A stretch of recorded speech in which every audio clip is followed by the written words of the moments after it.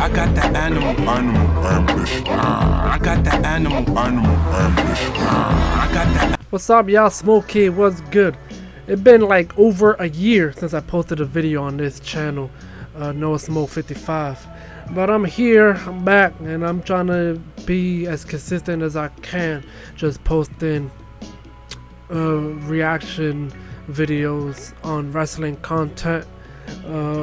Talk like Cultaholic Wrestling, What Culture Wrestling, freaking Wrestlemafia, Maven, Stevie Richard, etc. Even during my time away, you know, I watch like videos when I'm in the car or I'm at home eating and stuff, right? Wrestling related videos. Even listen to a podcast. I mostly listen to Jim Cornette's podcast, The Experience and the Drive-Thru, with his host Brian Last, who I think runs that whole operation. And you know, even if it's just me, I still say my take on it, right? Like talking to myself per se and stuff, right? And doing that a lot, watching and listening to these people or watching the videos or scrolling through social media, I'm just like, bro, why am I not back on doing this?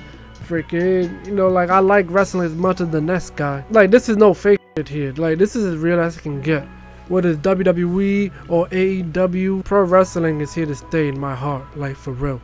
So I'm gonna be watching The Darkest Years in WWE History by what's the name? Wrestlemafia?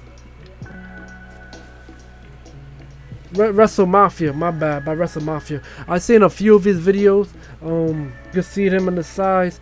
On the side, it said the greatest year in WWE history. Why WWE pay-per-view don't feel special anymore. Stuff like that. He sometimes he like to compare, like, let's say like this era compared to an era from like 25 years ago on whether it's storyline, like I mentioned here, pay-per-view, why it don't feel special anymore, stuff like that. I only seen a tiny bit of this video. It seemed like he's gonna be talking about the year 2007. Let's dive right in. WWE in 2007 was off to a hot start. You had John Cena versus Shawn Michaels, Batista versus The Undertaker, and WrestleMania broke pay-per-view records with Trump shaving Vince Ball. It seemed like the company had finally found its footing in the post-Attitude Era landscape, but then everything went downhill. What footing in the post-Attitude Era landscape? But then everything went downhill. What followed was an unprecedented cascade of real-world tragedies, career-ending scandals, devastating injuries, intense media scrutiny, exploding limousines, and government investigations that all culminated in the darkest period WWE had ever experienced. While the product on television still remained decent with stars like Cena, Batista, Edge, and Randy Orton leading the charge, behind the scenes, WWE was fighting for its very survival as controversies mounted week after week. So what exactly made 2007 the darkest year in WWE history? What were the tragedies, scandals, and disasters that almost caused the wrestling industry to crumble completely? And how did a company that started the year with such promise find itself desperately trying to rebuild its reputation from the ground up? Let's find out. And you see, and this is why I give him credit where it's credit due to Wrestlemafia. Freaking he speak with such a dramatic tone and make it seem like this is more serious than it is. I don't know when he started, because when I started this a year ago, I didn't see Wrestlemafia, freaking not ever. So he's probably new or whatever. I'm gonna check how new this guy is. But yeah, let's go. Let's start by talking about the darkest tragedy in WWE history that changed everything.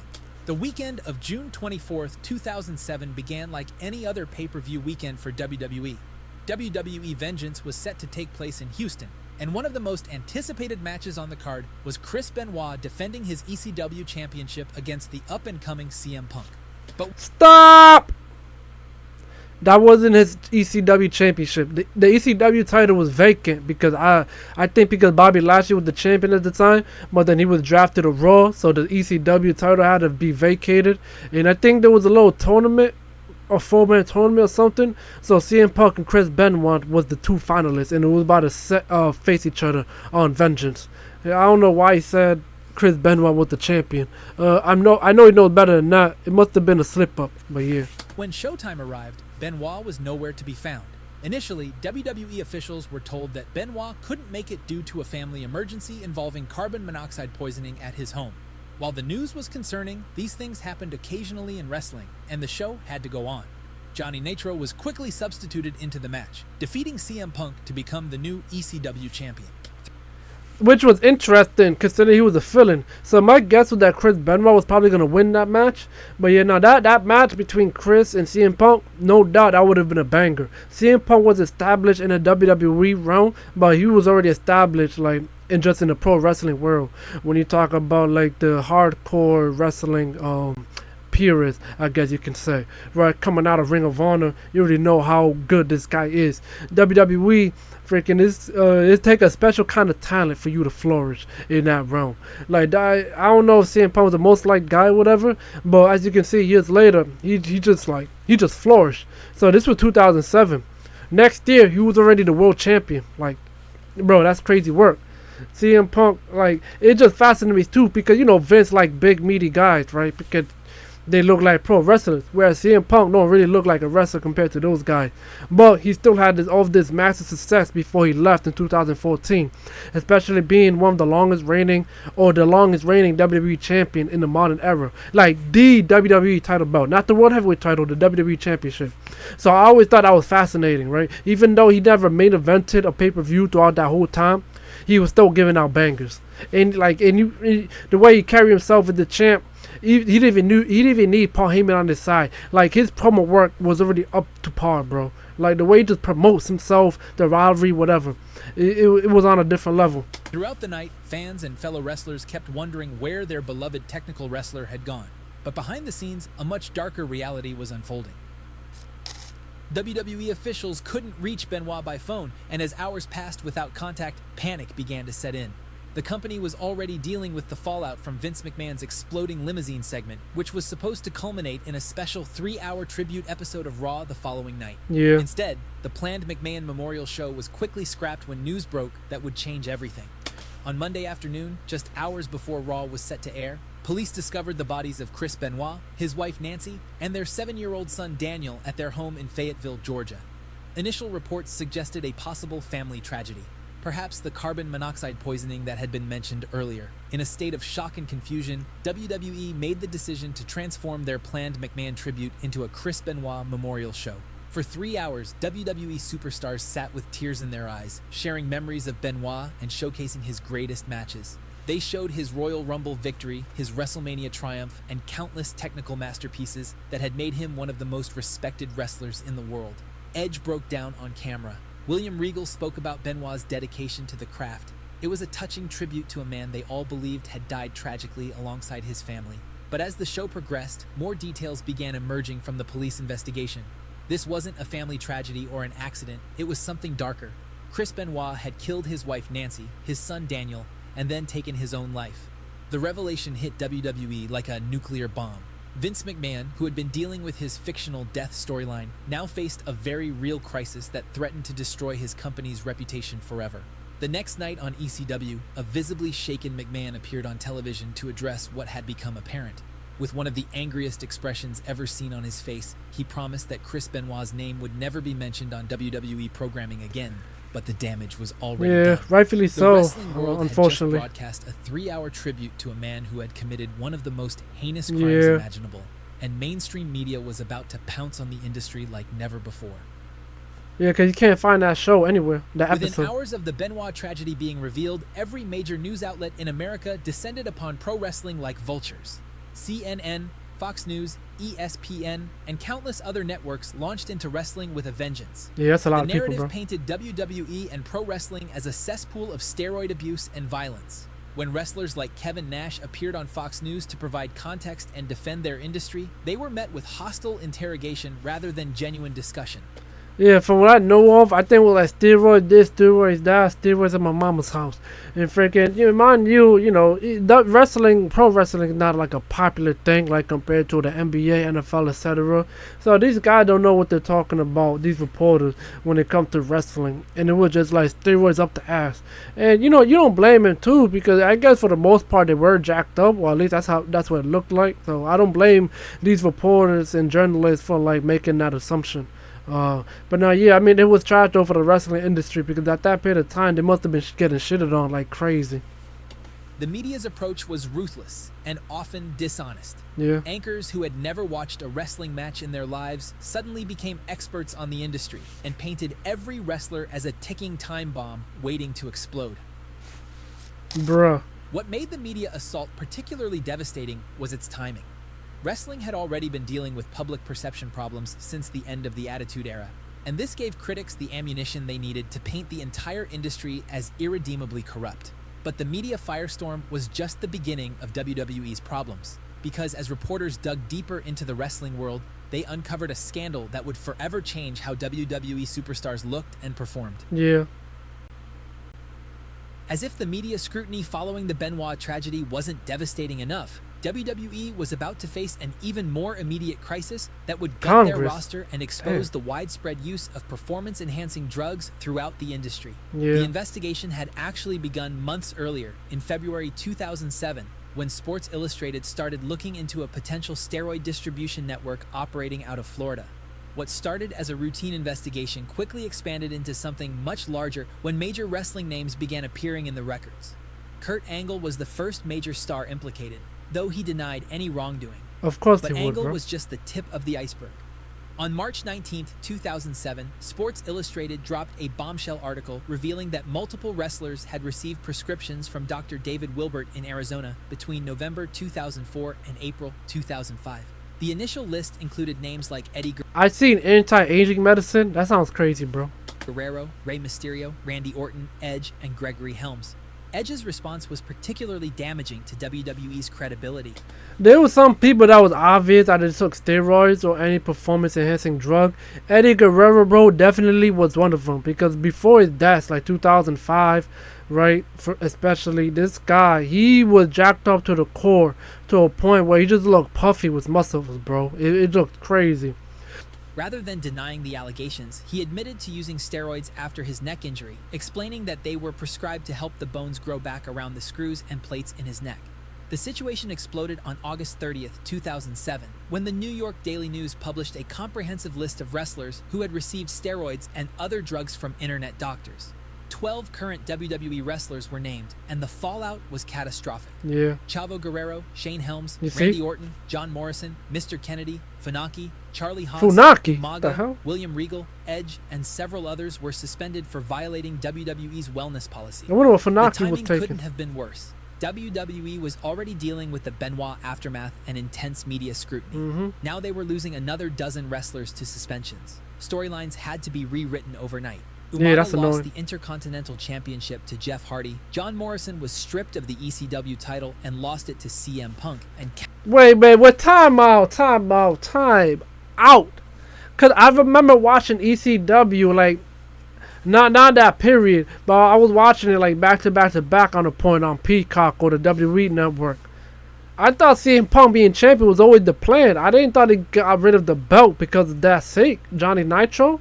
No way. Or John Morrison at that point. countless other angles were abruptly terminated. But perhaps most heartbreaking was Mr. Kennedy's fall from grace. Yeah. Kennedy had been positioned as WWE's next big star, chosen to be revealed as Vince McMahon's illegitimate son in what was supposed to be a career-defining storyline.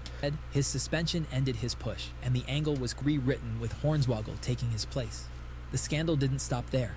Congress got involved and demanded records from WWE dating back to 1998. TNA was also asked to provide information, making this an industry-wide crisis. But even as WWE reeled from suspensions and media scrutiny, their problems were about to get worse.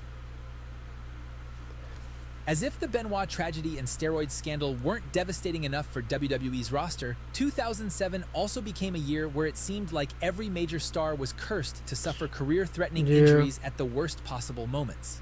The injury plague began early in the year when Triple H suffered a devastating quad tear that would sideline him for 7 months. The timing was horrible since Triple H was being planned for a high-profile WrestleMania rematch with John Cena, forcing WWE to completely rewrite their biggest show of the year at the last minute.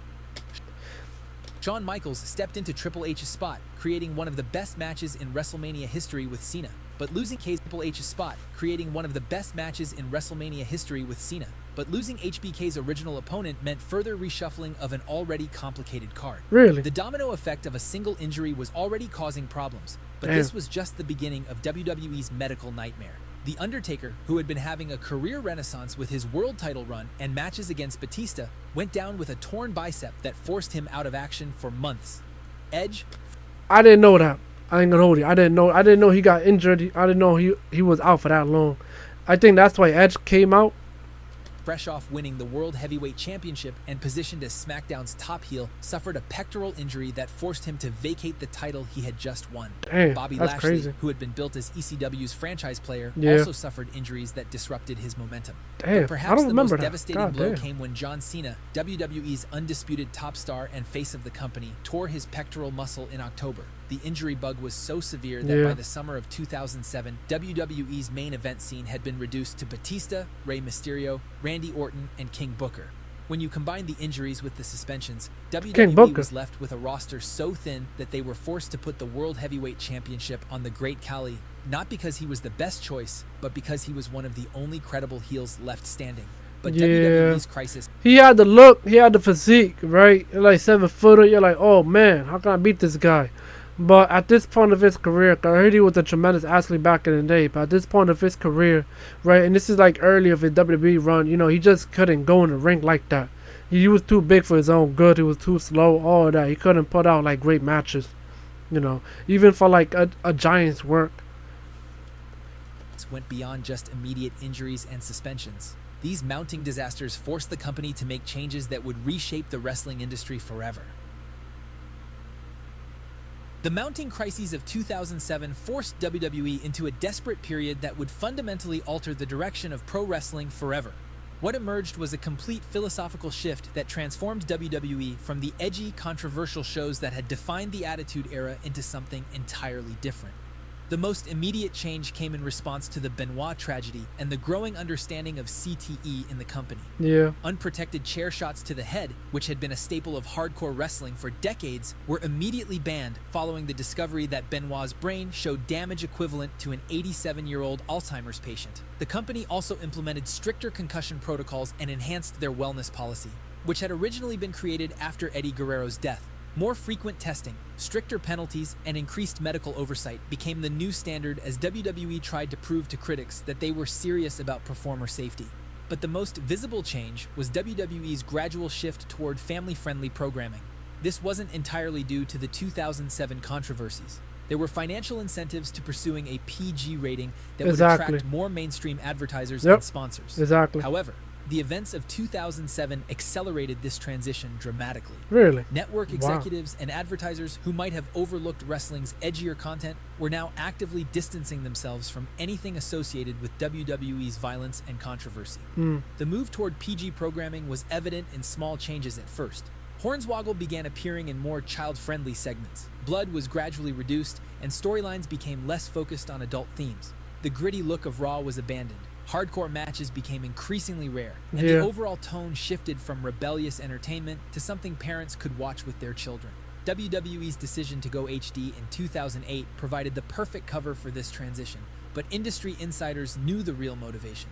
The company needed to rebuild its reputation from the ground up, and that meant abandoning everything that had made wrestling controversial in the first place. Yeah, it makes sense. That does make sense, yeah. Extreme You want to wash away all that negative stuff that came about 2007 with the whole steroid scandal, Chris Benoit tragedy, etc. Yeah, that makes sense. So they want to accelerate that whole process as soon as they can. Kelly couldn't do her provocative, extreme expose segments anymore. Storylines became less personal, and it always had me wonder, bro. At the Kelly expose, right? That Kelly expose, right, where she does striptease on ECW, right? Her own segment, where she would dance, even though she got no dance moves, but she would dance and like freaking remove her top, but she still got like the bra top on.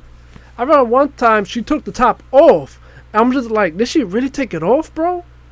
Because, right, of course, TV is like, with the camera, the way they showed it, it was like behind her for obvious reason. I wonder if she, like, her chest was really bare, or was it like a cover-up after she took the bra off? That always had me wondering. I remember that one time. I don't remember if she did it multiple times, but yeah, because it's a live audience. You still got kids in there, bro. I think it was right? That just seeing that, bro, just remind me of that, and it just crossed my mind. The general atmosphere had to become more sanitized. WWE was moving away from the crash TV mentality that had defined their success in the late 1990s towards something that could survive mainstream scrutiny. This shift toward PG programming would define WWE's content for over a decade, fundamentally changing how storylines were written, how characters were developed, and what kinds of matches could be presented. However, even as WWE was implementing these changes to salvage their reputation, 2007 still had more tragedy in store.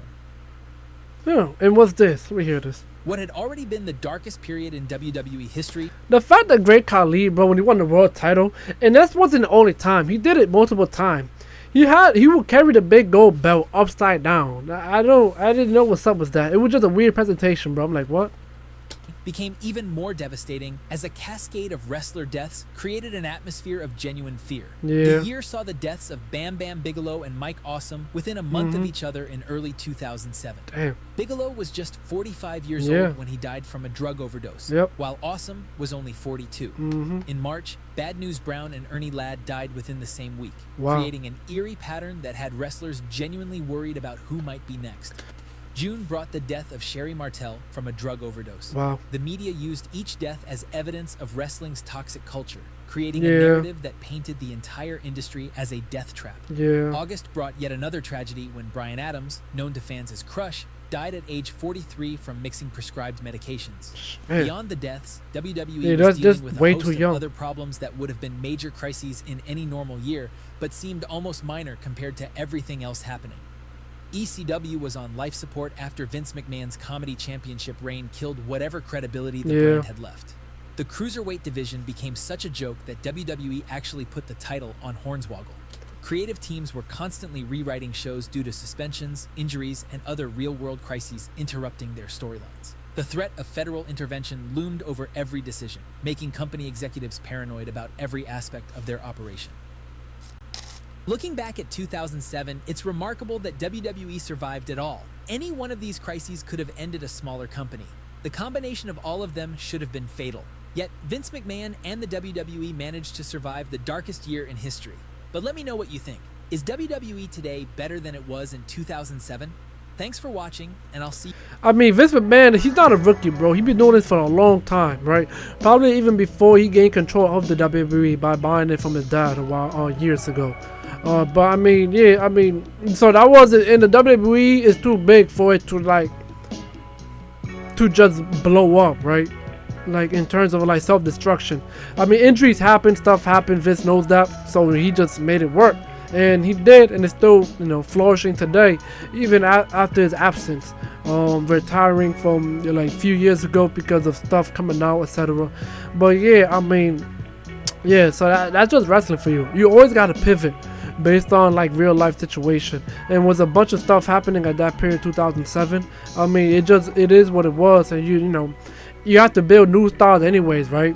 And if your main event guy is out, I mean, somebody has to step up. Red John Cena, 380 days as champion before he lost it because of injury with his pectoral muscle. I think he was facing Mr. Kennedy, if I recall correctly. Right, and then Randy Orton became WWE champion afterward, after losing it and then winning it back on the same night at No Mercy pay-per-view in 2007 against Triple H. And who beforehand he was still coming into his own as a main event star, but he was still working on that fray after that initial run as world champion back in 2004 when he won at just 24 years old. So Randy Orton, he re-established himself as a top guy and still is today, which is great to see. So yeah, thank you guys for watching. Thank you for the support, and so yeah, catch me on the next one. Peace. I'm out. And just a reminder, this is Wrestlemafia that posted this video. I'ma like it. As you can see, I'm already subscribed. Right, got the bell right here. Let me see his work real quick. Over 19,000 subscribers. He got 45 videos, so he is fairly new. Started. He joined 3 years ago. I don't know when his first video actually posted.